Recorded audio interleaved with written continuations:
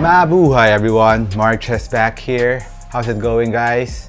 And today we will be comparing the PG3s and the KYRIE 5s, two of the best Nike signatures that is out now in the market. The KYRIE 5s was released earlier, so a lot of more colorways came out with the KYRIE 5s already, while the PG3s just released globally, and this is the first colorway, the PG3 NASA. I think there's a lot more colorways coming out soon. So if you're choosing between the KYRIE 5s and the PG3s, let's compare them for you.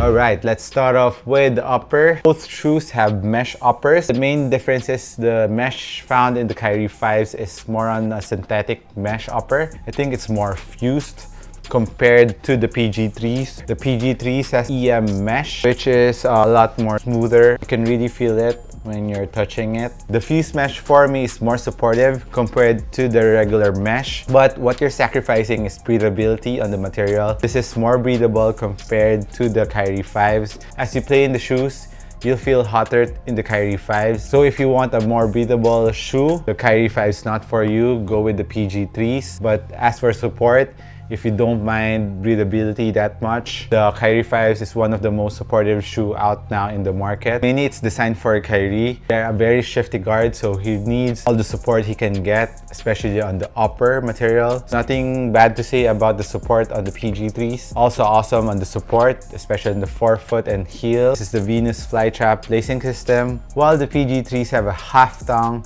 half booty setup. The main difference is it's easier to put your foot in on the PG3s. Lockdown on both shoes are awesome, but slight advantage again on the KYRIE 5s on lockdown because the Venus flytrap really hugs your foot down, really wraps your foot down to the footbed. This is another experience because the Venus flytrap covers a lot of surface area, hugging your foot down. PG3s are just on the side with some laces pulling you down. So for maximum lockdown feel, it's the KYRIEs. What you'll be sacrificing on the KYRIEs is it's harder to put your foot in, so wide footers, be aware of that. Suggest you go with the PG3s because it's easier to put your foot in on the 3s. But as for lockdown, the edge on the KYRIE 5s. Now let's move on to the back part of the shoe. Heel containment on both shoes are awesome. The PG3s has ankle protection, but not as much compared to the KYRIE 5s. Ankle protection, you should go with the KYRIE 5s. It's a lot more mid-cut. There's more support given to your ankle area, while the PGs are more in the low part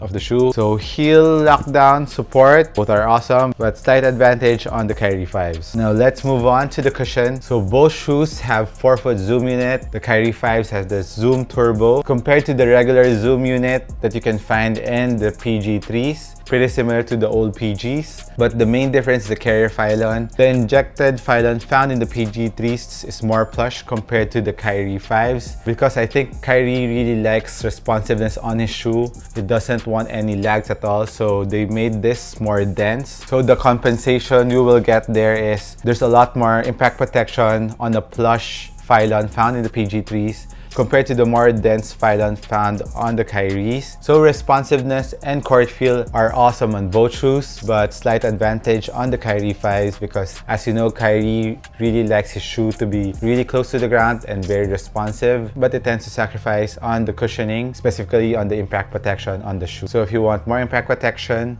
PG3s, but maximum court feel and responsiveness, go with the KYRIE 5s. As for the zoom unit's bounciness, I felt more bouncy on the PG3s compared to the Air Zoom Turbo, even though the Zoom Turbo here is a bit bigger compared to the zoom found in the PGs. I think the deal breaker was the KYRIE, the injected phylon, because the injected phylon on the PG3s, like I've said, is more plush. It compresses more, so you'll feel the zoom unit a bit more bouncing on the PG3s compared to the KYRIEs. So if you want maximum bounciness between these two shoes, PG3s is the way to go. You can still feel the bounciness on the KYRIEs, but nothing compared to the PG3s. Now let's move on to the traction on both shoes. Both shoes are made of really hard rubber. As for my colorways, this is the Taco colorway, and this one is the NASA colorway. with the XDR rubber. My KYRIEs didn't come with the XDR tag because I bought this in the US, but it's still made of hard rubber, and I think outdoor hooping is safe for both. As for the traction, the grippiness, as for the KYRIEs, you need to break them in a bit more because the PGs right off the box, the traction is awesome. While the KYRIEs, you need to break it in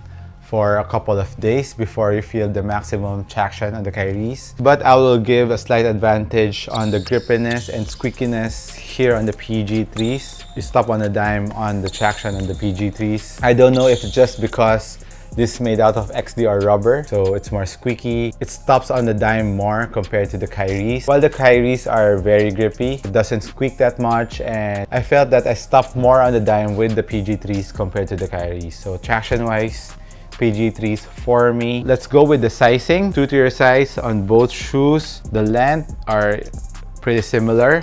The width pretty similar too. Run a bit snug on both shoes, so if you're a wide footer, go half a size down. Be aware of the Venus flytrap lacing system of the KYRIE. So for wide footers, like I said, you're safer with the PG3s because of the half booty, half thong lacing system. Price wise, the PG2 is cheaper by 200 pesos or $5. This is 6,295. This is, I think, around 6,495. As for the weight on both shoes, let's weigh them in. Both are US 11. The PG3s are 412 grams, while the KYRIEs is 454, so around 40 grams difference. So again, not much difference on both shoes for the weight. Both are very light, so if you want a very minimal shoe, these two shoes are perfect for you. So which shoe would I recommend? Both shoes I really love, but I would give a slight advantage to the PG3s because of the traction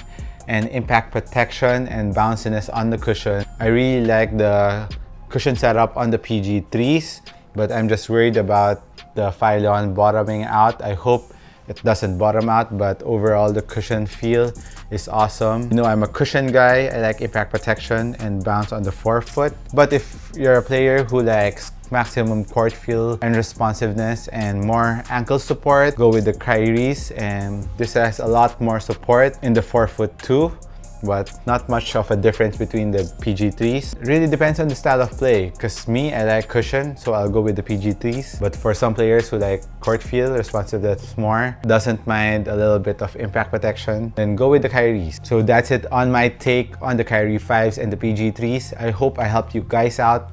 Let me know what your thoughts are. Leave me some comments down below. This has been Marches once again. Thank you again for watching this video, and I will catch you on the next one. Cheers!